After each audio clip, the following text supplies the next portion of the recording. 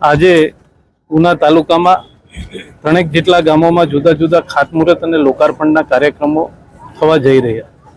ખાસ આજે ખાપટ મુકામે 195 પરિવારને 2010થી લોટો ફાળવી દેવામાં આવ્યા હતા, પણ ટેકનિકલ કારણોસર એમને સનદો આપવામાં નથી આવી અને કબજો આપવામાં નતો આવ્યો.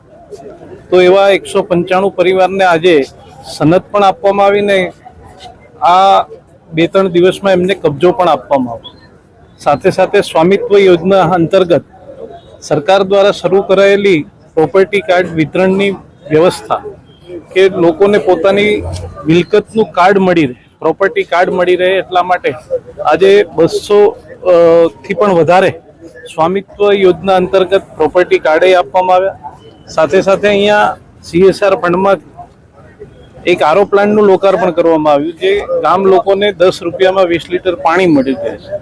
એ ATM કાર્ડ સ્ક્રેચ કરશે અને એમને 20 લીટર પાણી મળી રહેશે. એ વ્યવસ્થા આજે અહીંયા શરૂ કરવામાં આવી છે. ત્યારે ઉના તાલુકામાં વિવિધ પ્રકારના જુદા જુદા કામોના આજે ખાતમુહૂર્ત અને લોકાર્પણ પ્રસંગે આજે ખાપટ અને અન્ય ગામોમાં જવાનું છે.